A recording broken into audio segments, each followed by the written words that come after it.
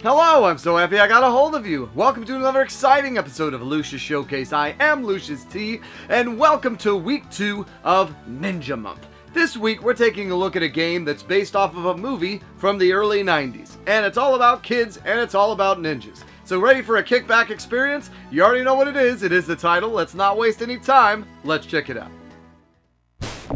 Three Ninjas was one of my favorite movies growing up, and no doubt helped contribute to my taking Taekwondo for 8 years. Wait, I thought it was because of JCVD! Oh no, my world no longer makes sense! I vaguely remember not liking the sequels, but the original was excellent. Yeah, sorry Hulk Hogan, not even you could save the fourth one. Once again, I had no idea there was a game based off this movie franchise, and I was lucky enough to snag a copy of it with the case for $15 from my local game store. One of the only times I've ever caught him slipping on anything. Yeah, really, the best deal he ever got from that place was when the store was closed and he snaked those Dreamcast fighting games from that guy for $40. True story.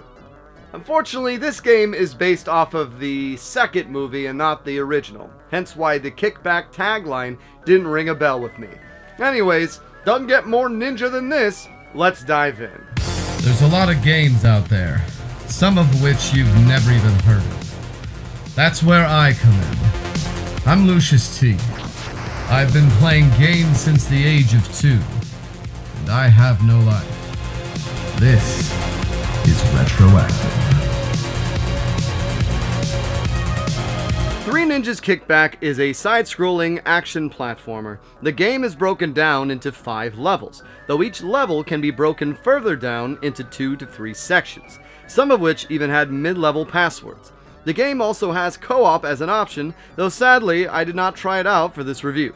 I of course dropped the difficulty down to easy, as it allegedly is the only way you can use the password feature. Now you get to choose to play as one of the 3 ninjas, Cole, Rocky, and Tum Tum.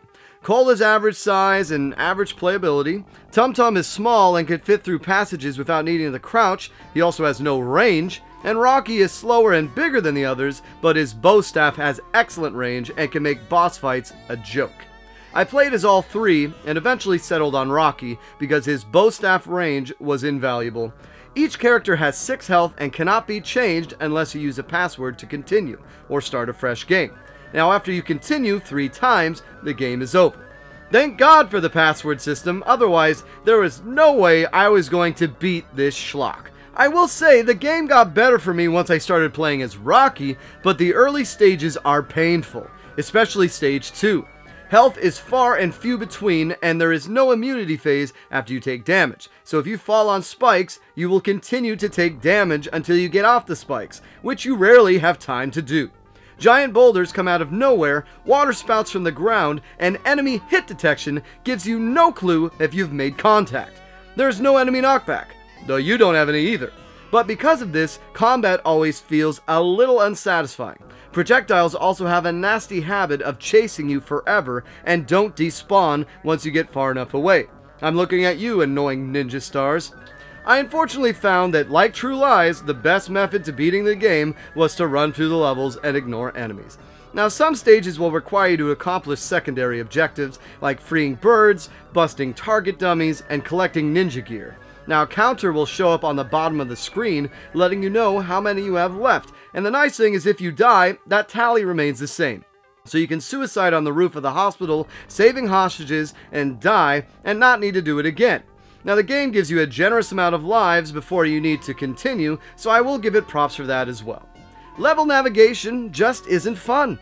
Combat feels like a chore rather than engaging, getting through the maze-like structures is more stressful than fun, and checkpoints are far and very few between, as is health on some levels, and on others it's everywhere, including the checkpoints. In fact, once you get past stage 2, the whole game gets a lot more fun.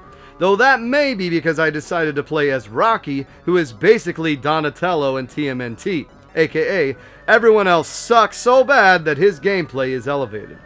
Now the game I'm sure ties to the movie, but I don't remember much about it, so I'll take its word for it. There are only 3 major boss battles regardless of what the back of the box says, and the music is not good. Hell, the cutscenes are in complete silence. And for a game that has a sound test and 15 tracks, it sure does rely on the same track over and over again.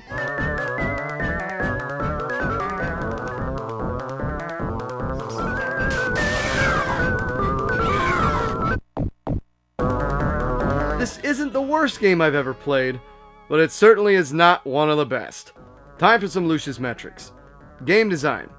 Mediocre. When it's not forgettable, it's annoying, and vice versa.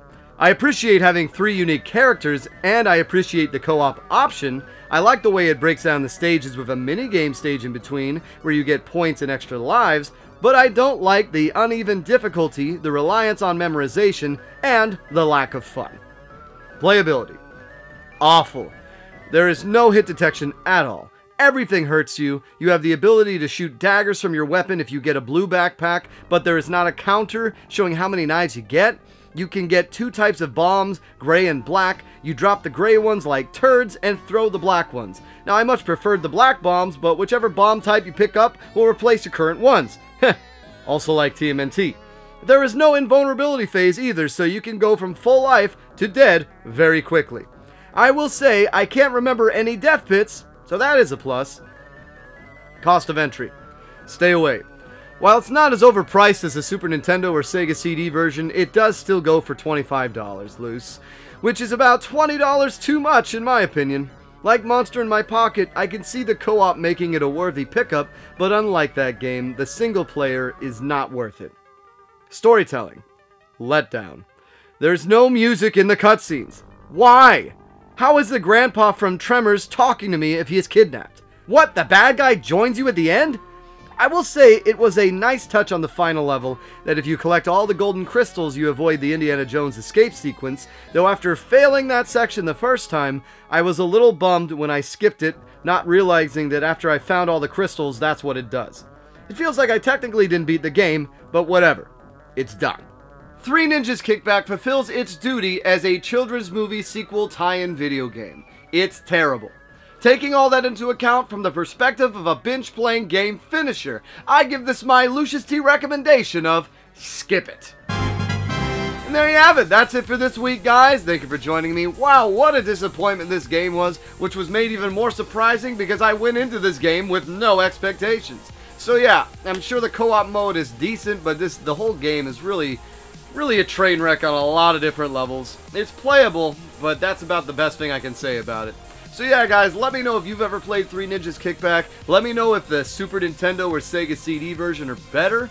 And as a tease to next week for week 3 of Ninja Month, well, let's just say someone's going to be getting some vengeance on.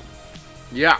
So as a reminder, I release a new video every Tuesday. Please make sure to like it, subscribe to this video, hit that notification bell so you see the videos. And once again, it's been so nice getting a hold of you. Take care.